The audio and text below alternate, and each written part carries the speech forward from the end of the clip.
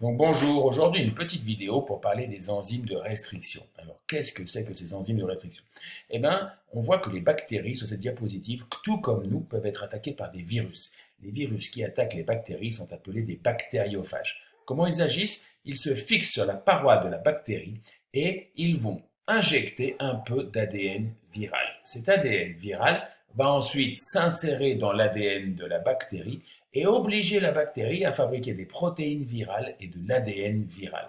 Ensuite, cette bactérie va être obligée à assembler tous ces nouveaux virus en son intérieur, puis elle va se lyser et libérer les virus qui vont recommencer un nouveau cycle. Alors, les bactéries, pour se défendre, ne possèdent pas de macrophages, ne possèdent pas de lymphocytes B ou de lymphocytes T comme nous. Donc, comment font-elles? Eh bien, elles ont inventé des protéines qui sont capables de les protéger contre les infections de virus. Comment? Eh bien, ces protéines sont capables de découper l'ADN viral pour l'inactiver, c'est-à-dire qu'elles arrivent à détecter l'ADN qui pénètre au sein de leur cytoplasme, et si elles arrivent à le découper avant, eh bien, l'infection virale restera sans effet. Donc, ces enzymes de restriction, elles ont été découvertes dans les années 1960. Elles sont capables en fait de découper l'ADN dans un endroit bien spécifique. Elles ne le coupent pas n'importe où. Il faut qu'elles reconnaissent ce qu'on appelle un site de restriction. Et aujourd'hui, on en connaît des centaines de différentes, puisqu'en fait, chaque bactérie pratiquement possède sa ou ses propres enzymes de restriction.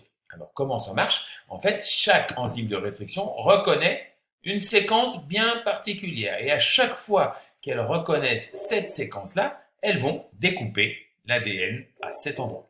Alors, certaines enzymes exercent ce qu'on appelle des coupures franches, c'est-à-dire, par exemple, l'enzyme SMA1 reconnaît la séquence CCCGGG dans un sens ou dans un autre, dans le sens 5', 3', et à chaque fois qu'elle reconnaît cette séquence-là, elle va couper ici.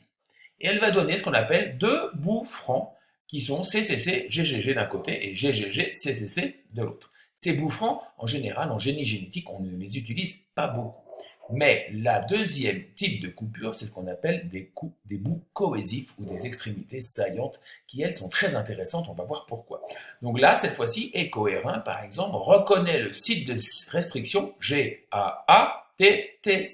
Donc à chaque fois qu'elle voit GAATTC dans le sens 5', 3', elle va découper l'ADN selon le site de coupure que l'on voit ici en zigzag.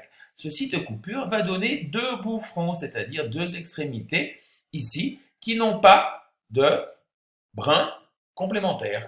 Et ça va être très important pour les manipulations génétiques. Alors, à quoi servent ces enzymes de restriction? Le premier usage, c'est pour faire des cartes de restriction. En effet, lorsque je récupère de l'ADN, je peux lui appliquer différentes enzymes de restriction et faire des migrations sur des gènes d'agarose. Je vais obtenir ainsi des segments ou des bouts d'ADN que je vais pouvoir coller les uns aux autres pour créer ce qu'on appelle des cartes de restriction. Donc, par exemple, sur l'ADN testé dans ce cas, l'enzyme BAM-H1 va avoir un site de restriction, une seule coupure, je vais donc obtenir deux segments. Avec l'enzyme EcoR1, j'obtiens trois segments, j'ai donc eu deux coupures. Lorsque j'assemble les deux enzymes là, je vois que je n'ai que trois coupures. Ce site-là de BAM1 ne fonctionne pas, sans doute parce qu'il doit se découper ou se recouper avec ce site ici. Bref, je peux utiliser ces enzymes de restriction pour comparer des morceaux d'ADN. Et c'est comme cela, par exemple, dans la police scientifique que l'on va comparer l'ADN. On récupère des cheveux ou du sperme sur une scène de crime. On va appliquer des enzymes de restriction aux différents ADN des différents suspects et on verra quels sont les deux ou quels sont les échantillons d'ADN qui donnent exactement les mêmes segments d'ADN. Mais un autre usage, c'est un usage qui est en génie génétique pour fabriquer des OGM. Donc j'ai par exemple ici un segment d'ADN et je reconnais le site de restriction de EcoR1. Donc j'applique l'enzyme EcoR1 et grâce à cette enzyme, je vais découper mon ADN en deux segments avec des bouts saillants ou des bouts cohésifs.